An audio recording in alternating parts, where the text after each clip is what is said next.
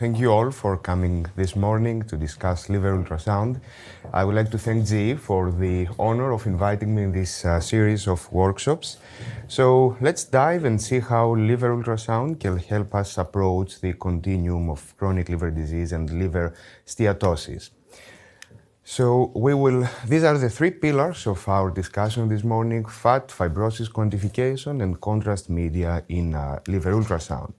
But first, to showcase the continuum of chronic liver disease, starting from a normal liver, we know that roughly 30% of the general population suffers from some form of metabolic syndrome or obesity. Now, a percentage of these patients will have fat accumulation in their liver parenchyma, accounting for 1 to 2 billion patients worldwide. That's why we are calling it a pandemic. A 30% of this patient group will progress to inflammation, what we call steatohepatitis, and then increasing grades of fibrosis will ensue, reaching the end stage of cirrhosis and obviously tumor occurrence. Regenerative dysplastic nodules will appear and HCC as well. Liver steatosis is a significant cause of HCC and liver transplantation nowadays, and this will rise up more in the future. You already see how multiparametric ultrasound is well suited to study this continuum of events. Now, a few important numbers. If you look at this recently published diagram, we see that the prevalence of liver steatosis reaches nearly 50% and depends on the country, the lifestyle you are looking at, and the diet of each different country. But what is even more striking is that the incidence of the disease is increasing in every single country. There is not a single country where the incidence is decreasing. So this tells us that the prevalence of the disease will get even higher in the near future. Now, why is it important to quantify fibrosis and steatosis? On a nationwide study from Sweden monitoring biopsy-proven patients with liver steatosis, it has been shown that the overall mortality of patients with liver steatosis is significantly higher than the general population. What is even more important is that if you grade the stage of the disease, so take separately mere liver steatosis, steatohepatitis, non-cirrhotic fibrosis, and then cirrhosis, the higher the stage of the disease, the higher the overall mortality will be. Mortality stemming from cardiovascular diseases, cirrhosis complication, or malignancies. This was also confirmed on a meta-analysis level of studies available so far. And it is not only about survival, it is also about cancer occurrence. So again, similar diagrams, the higher the stage of the disease, the higher the trend will be for HCC and overall cancer occurrence. This is why we need to bother and quantify liver fibrosis and fat deposition. Now, once you grade it, should we monitor? Should we follow up? Absolutely yes. It has been shown on MRI-based studies that if you decrease the proton density fat fraction by a 30% cutoff value, then chances are that the patient will have regression of fibrosis and in some cases even the resolution of steatohepatitis. So if your lifestyle changes, if diet, exercise, and the medication reduces the fat fraction, there is chance that the disease stage will also be reversed as well. That's why we need to monitor our biomarkers. Now, starting with hepatic steatosis, we all remember from our textbooks that B-mode can indeed detect steatosis with a good specificity but poor sensitivity for mild disease. You remember that the higher the echogenicity of the liver, the higher will be the fat deposition. The portal triads gets obliterated, the ultrasound beam will be attenuated, and you won't be able to assess the diaphragm and the deeper segments of the liver in severe steatosis. But steatosis can be detected with B-mode only when 20% of the hepatocytes will be affected. So we miss the diagnosis in the early stage population of 5 to 20%. B-mode cannot accurately detect this patient population who still is at risk for all the complications we explained so far. A quick test: which one of these livers do you think is the more fatty one? So in essence, this was the exact same liver on the exact same day. I just changed my probe, frequency, and the gain I visualized. So this is why you cannot use B-mode to quantify steatosis. And indeed, if you ask two radiologists about the same B-mode image, I should have done that this morning, I have a good sample of radiologists. So 72% of the times radiologists will agree. If you ask the same radiologist about the same image, he will only agree with himself 80% of the cases. And then again, for grading stenosis, even worse agreement, you get the intertransducer variability and moderate agreement for indirect imaging signs. So by no means we can use B-mode data to guide patient management and patient treatment. We need a quantitative biomarker. So a little bit of physics. We know that as ultrasound traverses human tissues, a lot of phenomena take place: reflection, refraction, backscatter, and attenuation. And it has been shown that the higher the fat of the liver, the more the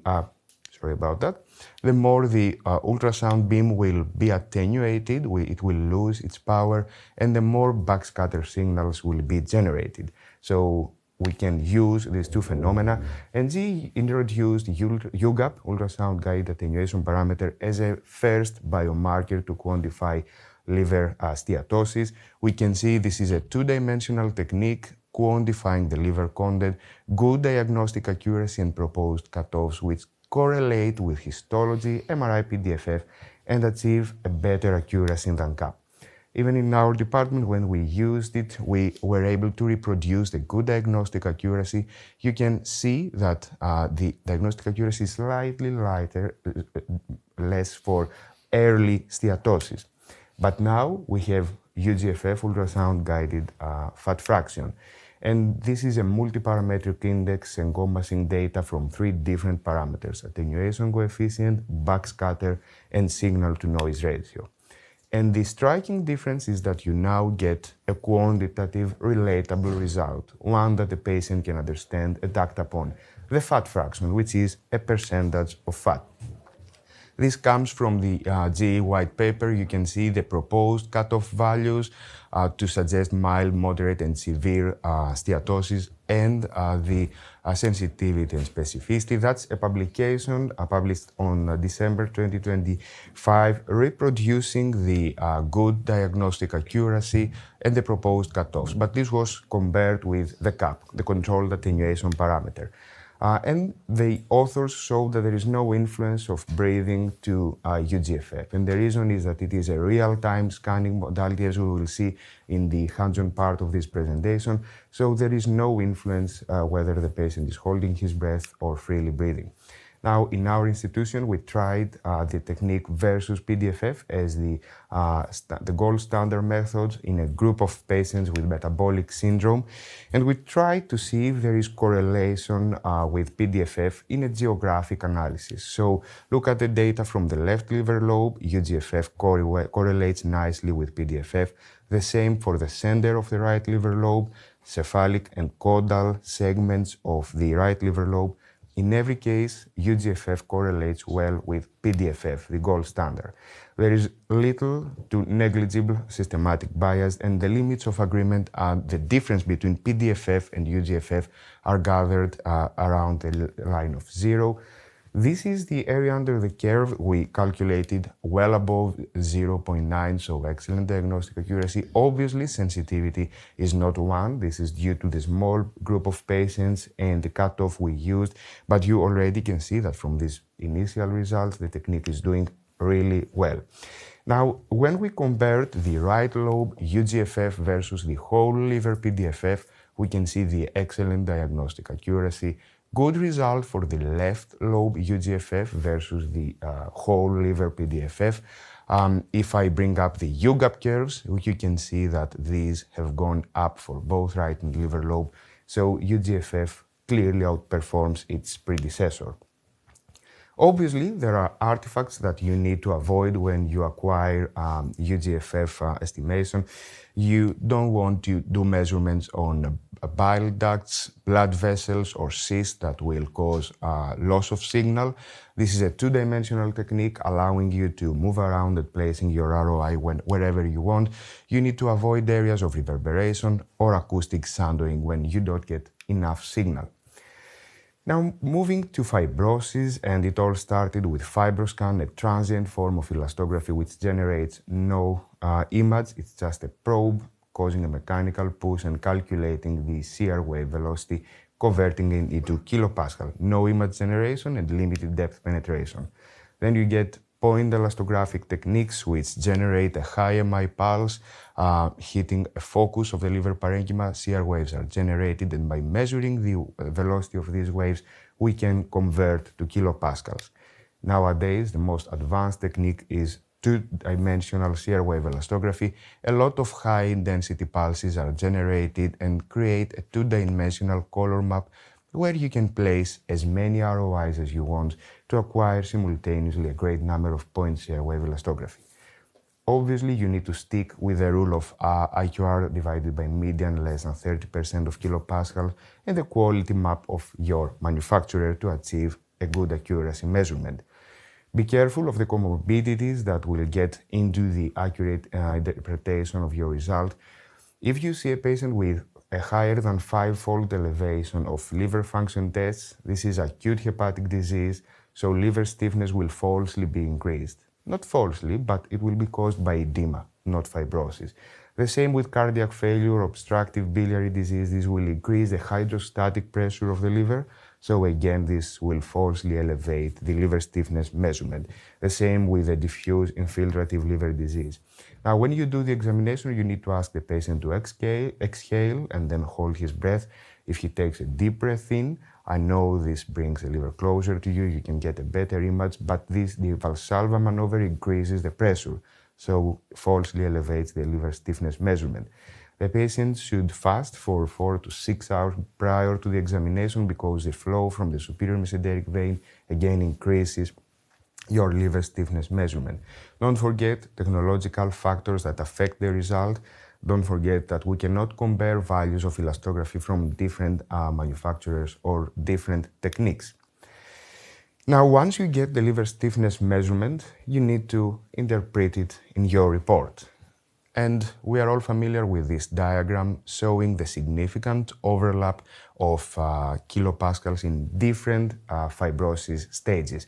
There is no way you could say 1.5 meters per second is fibrosis 2, 3, or 4. And to make things even worse, the cutoffs we should use are influenced by the underlying disease. Is it viral hepatitis? Is it alcoholic disease or non-alcoholic steatohepatitis?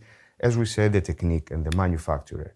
So back in 2020, the Society of Radiologists in Ultrasound said we need two values, one to exclude significant fibrosis and one to suggest chronic advanced compensated chronic liver disease. And this is a guideline I am personally using in my department to interpret the liver stiffness measurement. It applies to all vendors, viral hepatitis and non-alcoholic fatty liver disease. So a value up to 5 kilopascals is perfectly normal, up to 9 kilopascal. If there is no clinical sign, no abnormality, blood tests, you can suggest this is not a fibrotic liver. 9 to 13 kilopascal is the area where you need further test for confirmation, a patented blood test, biopsy in some cases. If you have a value higher than 13 and 17 kilopascal, this can rule in compensated advanced chronic liver disease or significant portal hypertension. So we left the strive to get a fibrosis stage. There is no point in trying to get an F value for the patient. You can now make a clinically significant recommendation for him, for his management. Now, this is a meta-analysis just to show that in a patient population with metabolic associated liver disease, 2D shear wave elastography does a very good job, an area under the curve nearly 0.9 for every stage of fibrosis. This meta-analysis produced some kilopascal cutoff values, but I would personally stick with the Society of Radiologists in Ultrasound guideline. Again, as with anything in radiology, there are artifacts you need to avoid. But with 2D CR wave elastography, you can avoid the areas of the image that will be degraded. So you would avoid an area of acoustic shadowing. You would place your ROIs outside this area. You don't want to get too deeper than 6 centimeters, because the ultrasound beam attenuation will elevate your liver stiffness measurement. Blood vessels and bile ducts will cause image degradation. You can still use your 2D box by placing the ROI in a different area. You don't want to get too close to the liver capsule, because the stiffness of the liver capsule will get into their measurement. And sometimes you may see focal abnormalities of the color inside your 2D color box. This might be explained by structure sitting right next to your imaging field of view. So something sitting next to the image might get into the color estimation. You want to avoid these focal color abnormalities. And another interesting rule, always keep your probe perpendicular to the liver capsule. In this case, you can see that the refracted part of the ultrasound beam caused loss of signal at the margins of the 2D box. If I tilt my probe back perpendicular, I get good color coverage throughout the 2D box. Moving to the third part of the presentation, and contrast media in ultrasound, we are dealing with chronic liver disease, so I have to remind you the sequelae of nodule generation in the cirrhotic liver, starting from the regenerative nodule, the dysplastic nodule, and then the nodule-in-nodule occurrence of HCC and the progression to poorly differentiated HCC. What changes throughout this continuum is the decrease in portal venous blood supply and the increase of hepatic arterial blood flow from neoplastic malignant vessels. And this is exactly the hemodynamic phenomenon we can capture with CEUS thanks to its real-time modality. Now, dysplastic and regenerative nodules are usually hypoechoic. You may see some vascularity in the periphery of the lesion, but importantly, if you give contrast agents, they will be iso-enhancing to the juxtaposition the liver parenchyma. So no arterialization in this nodule, no washout. And if I bring up the parametric map, I cannot really discern the nodule, which is hidden somewhere there. And the curves of the nodule and the liver parenchyma go up simultaneously. This is a regenerative nodule. With HCC, we usually detect it as a small nodule thanks to the ultrasonographic screening projects, the screening programs. The nodule can be hyperechoic if it is fat-containing, hypoechoic if it is a very cellular, solid lesion. If you have a sensitive machine enough, you can get vascularity even in nodules smaller than 2 centimeters. But these are the 3 key criteria to determine this is an HCC: arterialization, late and mild washout, and I will explain in a moment, and a size at least 1 centimeter. This is what we call CEUS LIRADS 5. This is an HCC. We do not need histological confirmation. Now, to get into more detail on the AFI aspect on our findings, arterial phase hyperenhancement, the lesion should uptake homogeneously the contrast, no ring enhancement, because this suggests a non-hepatocellular malignancy. You can nicely see the dysmorphic vessels, especially if you use maximum intensity projection, something you can do with CEUS. Necrotic areas will not uptake the contrast. Be careful of the small percentage of well-differentiated HCCs that might be hypo or iso-enhancing on arterial phase. If we move to the washout aspect of size or of life, you must time and grade washout in terms of intensity. Slow, and slow means occurring after the end of the first minute, and mild washout suggests HCC. If you see a very quick washout before the first minute and a very intense one, meaning that you will see a lesion that turned into a black hole, a completely punched out lesion, this is suggestive of a non-hepatocellular malignancy, so it could be a cholangiocarcinoma, a metastasis, or a lymphoma. And obviously, you cannot get that kind of formation with CT or MRI, where you only have 3-4 static images of a dynamic phenomenon. These are the typical HCC appearance. You will get the nodule 2 or 3 centimeters. MVI technology did detect these dysmorphic vessels on one end of the lesion, feeding this nodule. On arterial phase, you will see that the nodule uptakes the contrast well before the liver parenchyma in a homogeneous way. This is what you should see on HCC, homogeneous arterialization. And then on the first minute, we need to be careful that the nodule preserves the enhancement. There is no early washout. And towards the late phase, second, third, or fourth minute, the lesion exhibits washout, mild and late washout. Parametric imaging shows the arrival of microbubbles from these dysmorphic vessels. I can use time intensity curve and MIP imaging to show the abundance of neovessels inside the lesion. Again, elaborating on the washout of lesions, both the metastasis and the HCC will exhibit arterialization, but the metastasis will show a rim arterial enhancement, whereas the HCC will be homogeneously enhanced. The metastasis will quickly wash out before the end of the first minute and will eventually get into a black, completely punched out lesion. The HCC sustains enhancement on the first minute and then gradually, mildly washes out. The same things with CT MRI, but into a lot more significant information. Now, just to appreciate the value of real-time imaging of CUS, you can see nodule-in-nodule occurrence in real time. Nodule-in-nodule refers to the cellular differentiation of part of cells inside a large dysplastic nodule. It's the occurrence of HCC. And let's see this case, a cirrhotic liver with a large hypoechoic dysplastic nodule. If you look very carefully in the arterial phase video loop, you will see that there are two internal nodules that uptake the microbubbles first. What is even more striking, these two internal nodules washed out first, and that's the second one exhibiting mild washout in the fourth minute. So this dysplastic nodule contains two smaller nodules. On overlay MIP imaging, you may better visualize these internal nodules, and on parametric imaging as well. So nodule-in-nodule architecture right in front of your eyes. We saw the value of real-time visualization compared with CT and MRI.